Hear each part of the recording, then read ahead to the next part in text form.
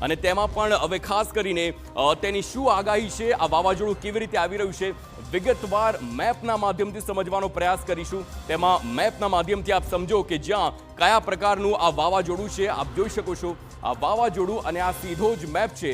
ભાવિ વાવાઝોડું બરબાદી લાવવાનું છે, પરંતુ આપ આ મેપને સમજો, સીધું જ આ વાવાઝોડું છે તે ધીરે ધીરે કરીને આગળ વધે છે। તાઇવાન છે, જાપાન છે અને ચીન સુધી તેની તીવ્રતા છે। આપ સમજો કે જે તેનું રેડિયસ છે, આ રેડિયસ 1000 કિલોમીટરનું છે। આ રેડિયસ 1000 કિલોમીટરમાં સતત આગળ વધી રહ્યું છે અને તેની સીધી જ અસર અત્યાર સુધીમાં ઇન્ડોનેશિયા, તાઇવાન, જાપાન સહિતના દેશોમાં થઈ ગઈ છે।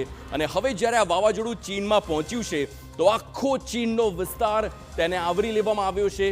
આખા વિસ્તારમાં જે પ્રકારે બરબાદી છવાવાની છે તે ગંભીર છે, કારણ કે 40 ઇંચ સુધીનો વરસાદ પડે તેવી પણ આગાહી કરવામાં આવી છે। આ સાથે જ તેની સાથે ભૂસ્ખલન, એની સાથે અનેક એવી તેની શક્યતા છે કે તે બરબાદી લાવી શકે છે। આ વાવાઝોડું અત્યારે લેટેસ્ટ અપડેટ એ છે કે આ વાવાઝોડું ચીનની નજીક પહોંચી ગયું છે અને હવે આખા ચીનના વિસ્તારને પણ એવી જ રીતે આવરી લેવામાં આવશે।